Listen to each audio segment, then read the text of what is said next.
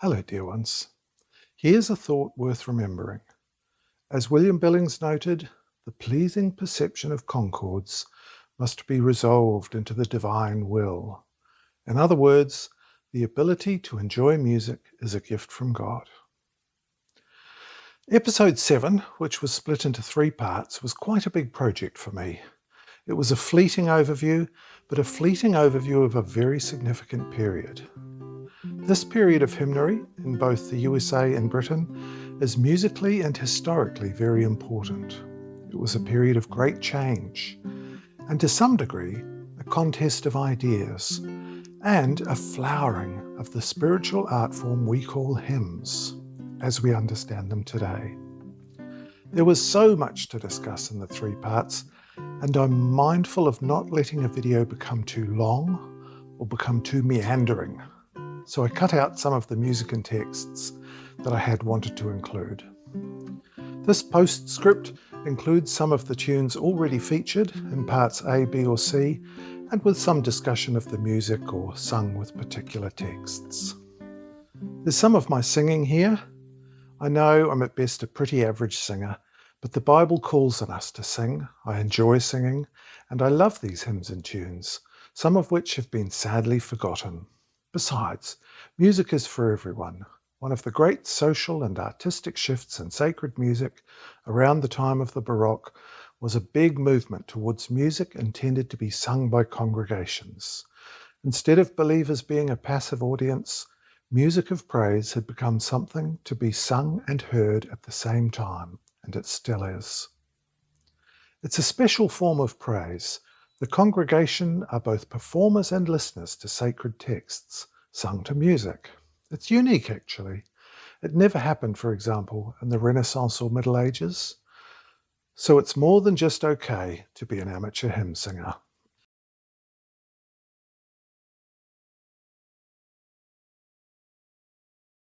Let's start with the tune Poland, with the text, "God of my life, look gently down," also known somewhat later as Sick Bed Devotion. Isaac Watts noted that he intended the hymn as a prayer for deliverance from sickness, and the name was adopted later as a result of this. God of my life, look gently down.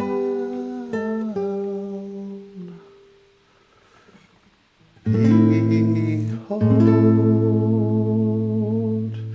the pain I feel, but I am done before thy throne, nor dare dispute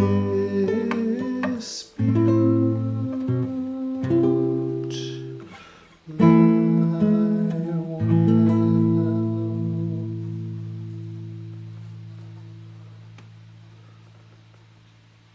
It's a hard one.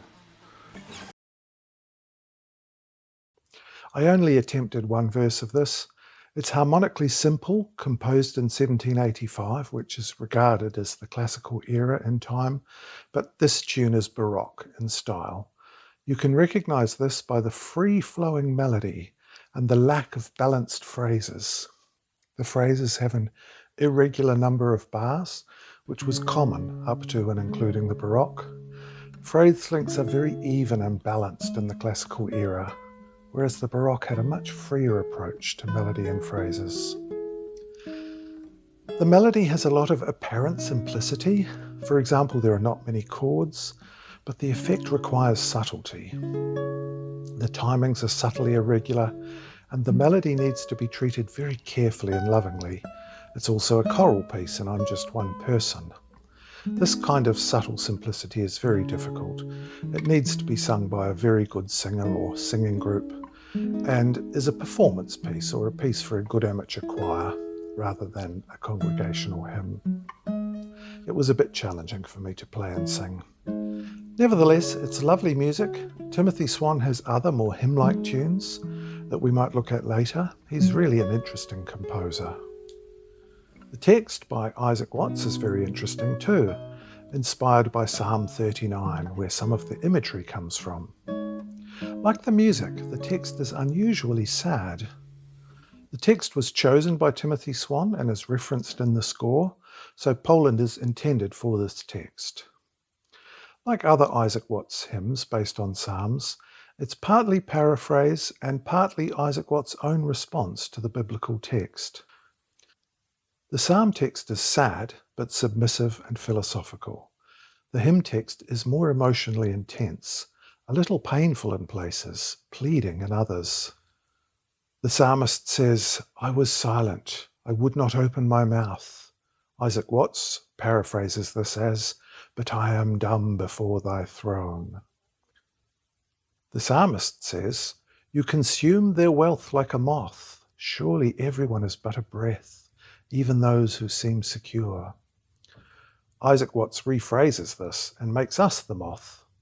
"Crushed as a moth beneath thy hand, we moulder to the dust. Our feeble powers can ne'er withstand, and all our beauty's lost." So Isaac Watts' version is expressed more emotionally. The psalmist sounds resigned and philosophical, but Isaac Watts expresses real grief. Isaac Watts' personal response to the psalm text, however, is devout and faithful. "But if my life be spared a while before my last remove, thy praise shall be my business still, and I'll declare thy love."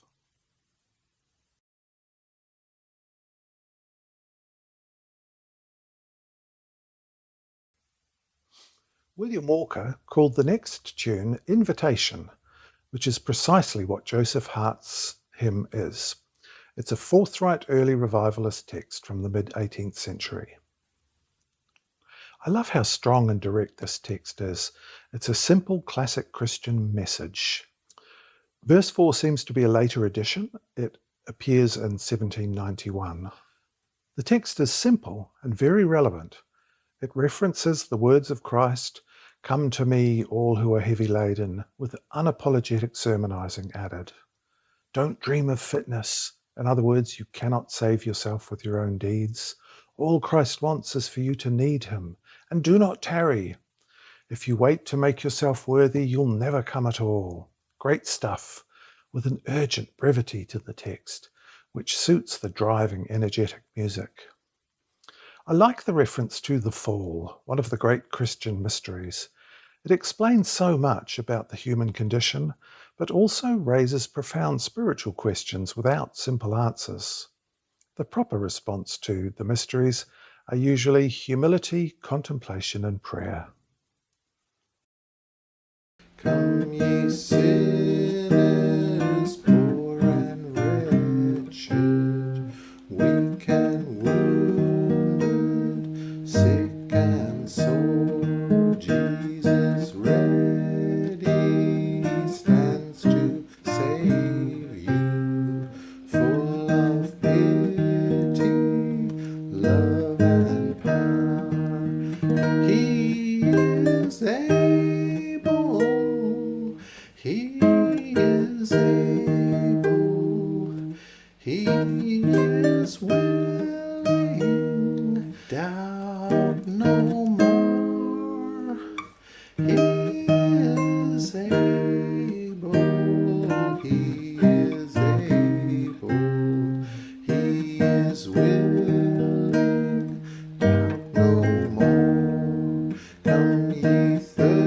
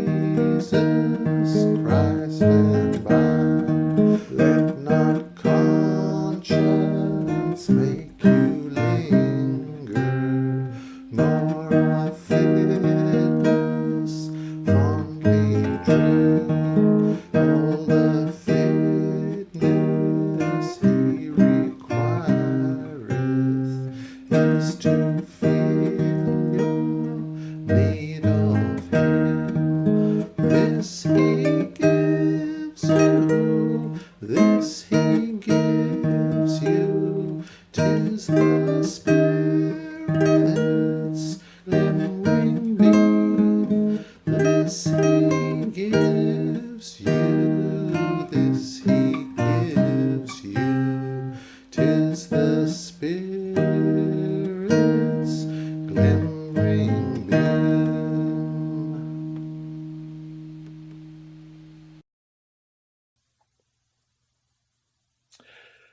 I know my singing never does these tunes justice. Please forgive me for that. But that was Invitation New by William Walker, Singing Billy, as he was sometimes known, sung to the 1759 text, Come Ye Sinners, Poor and Needy, by Joseph Hart, an English preacher. This is a fascinating tune, published in 1854. It was written for a choir, but the bluesy rock bands of the 1970s might have felt very clever if they'd written a song with the same sort of driving energy as this. I'll point out just a couple of things. The melody is what you might call pentatonic. We'll talk about this type of melody another time, but basically it's a natural melodic form in that it derives fairly directly from the natural intervals we discussed previously. Pentatonic melodies tend to apply to phrases rather than complete tunes, and are common in Irish and Scottish folk music, as well as sometimes African American spirituals, and often the blues. The bass line to this tune has a driving energy derived from repetition. It's mostly just the tonic, the one or do in the key. This song's in E flat, so the tonic is the note of E flat. And in a couple of places it varies. So in this sense it's minimalistic. When there's little variation in a line, small variations become very striking. The structure of the tune is also interesting. Remember the quote from Charles Avison speaking about music that we had in part B? If it works at all, it must work in a secret and unsuspected manner. To me, that applies here. Structurally, it's written for 8 lines of text, and each pair of lines is 11 bars. So a line of 6 bars followed by a line of 5 bars, which is quite an irregular structure. You feel it rather than notice it, though. The shorter second line gives a feeling of urgency, which suits the text. Come ye sinners, let not conscience make you linger, do not tarry.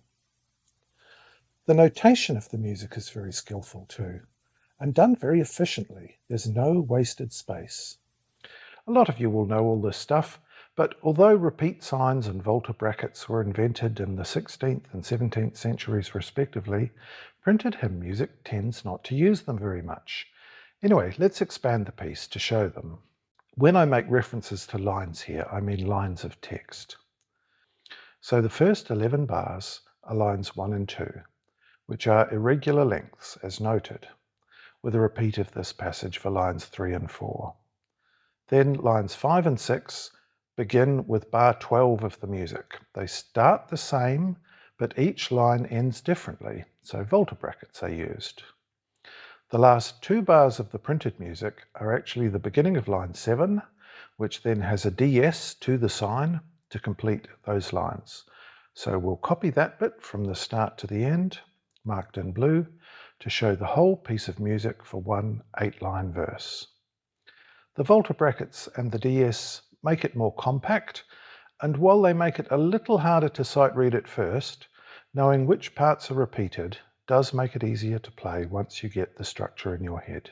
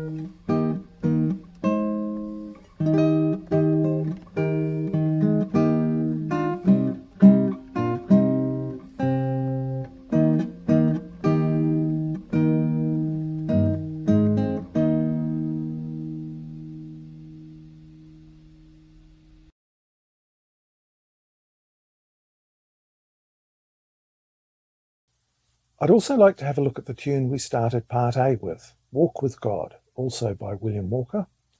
There are so many lovely hymns out there in the past. This one I found just quite randomly. Everything here is available on hymnary.org, by the way. It's an amazing site, all run by volunteers. Thomas Hastings would not have been completely happy with this tune. It has the simplicity he liked, but it has some exquisite dissonances. And you'll remember from Part B, he had some amusingly harsh things to say about dissonance. Anyway, for a tune from the 1860s, at the latest, it was probably written earlier, Walk with God is very adventurous. As noted, it was published in 1866, and it has some very interesting chords in it. You can see how the music of this time was using the kinds of chords that would much later be found in blues, jazz, and 20th century classical music. On the surface, it seems quite modal, but it's also quite pentatonic. It stays close to the key of A minor, but has some very carefully constructed passing chords. It has some 5 chords in it, as I call them, with just the tonic in the 5th, often with notes doubled. This gives a very thin harmony. There were some of these in the Timothy Swan tune. It has quite a lot of sixths, not the added sixths of modern music, but old-fashioned sixths. These are pretty chords, but standard for the time. However, mixed in with these are some very rich chordal harmonies. In bar 3, there's a B flat 2. We talked about these in episode 4 on the Scottish Psalter. In bar 4, there's a delicious passing dissonance that I interpret as an F9 over B flat, so an F9 over its 4th. Actually, it doesn't fit neatly into modern chord theory. I find it lovely, not too harsh, but full of expressive feeling. In bar 13, there's a B flat major 7 over D, so D is the 3rd, but with the A and B adjacent, so it has a minor 2nd in it. A minor 2nd is the interval of a semitone, as close as notes can get, which on its own would be very dissonant. But surrounded by harmony, it gives the chord a shimmering quality, and was daring for the time. It also has what I'd call a B flat over C. You could call this a type of C ninth. Anyway, it's a nice dissonance of the sort that would later on become very popular. Looking at the tune in more detail, like Invitation, the tune is pentatonic, in this case minor pentatonic. A pentatonic scale has no semitones, and in the 20th century, when I was growing up, the minor pentatonic scale was referred to as the blues scale. This piece has a slow, simple chant-like melody, with a harmonization that sounds steady, but is actually subtly quite varied. Much of it is very sweet, major and minor chords or sixths, all quite consonant, with passing moments of dissonance. We looked at some of these more dissonant chords just now, but I thought I'd put the dissonance into context. So I've added these wavy lines. The more wavy lines, the more dissonant. So the G5, which is just a G in its 5th, at the end of the piece is one wavy line. It's just a pure consonance. While the major 7th with the semitone interval is 5 wavy lines. There's much more to it than this. There are many things to note, including some lovely, widely voiced B flats with the major 3rd at the top, a very ringing chord, but I thought a little dissonance map would be an interesting thing to show. This is a mid-19th century tune and very original for the time, and generally very artistic. If played today, I think audiences would find that it sounds modern.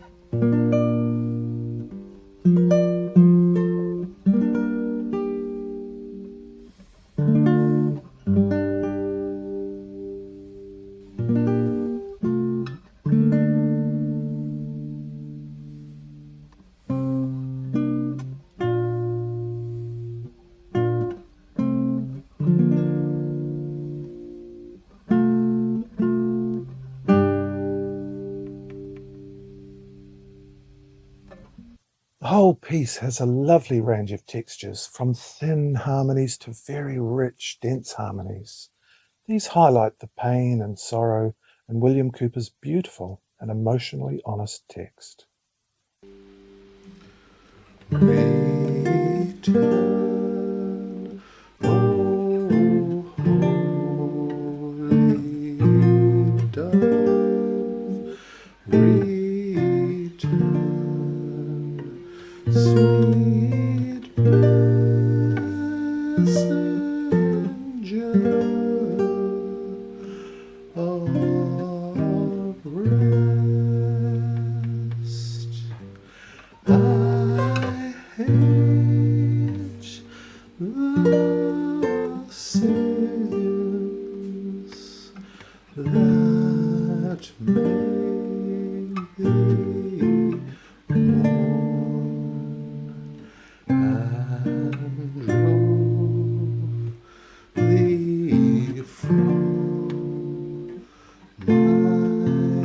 breast.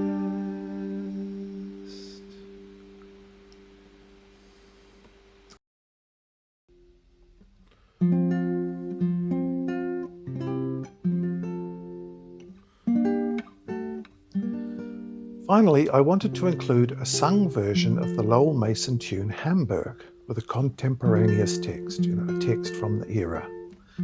As we've mentioned many times before, hymn texts and hymn tunes are usually created independently, and the convention is that the pairing of a tune with the text is not fixed.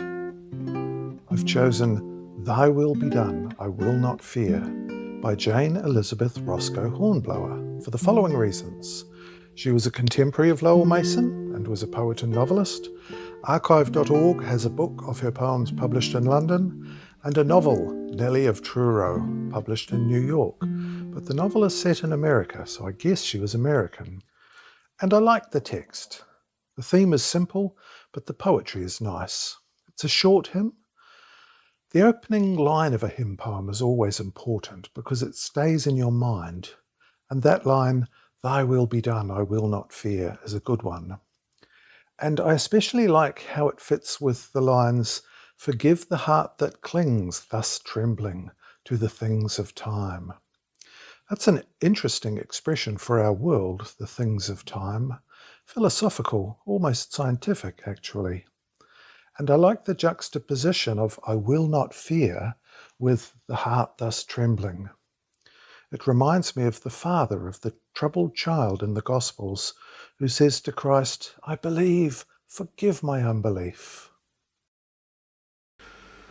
Thy will be done, I will not fear. The fate provided by thy love, no clouds and darkness shroud me here.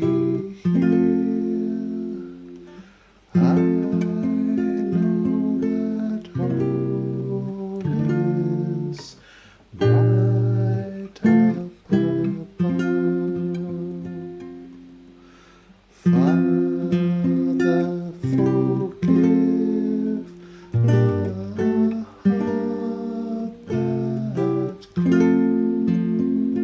clings, thus trembling to the things of time. And bid my soul on trembling wings, ascending to a purer clime.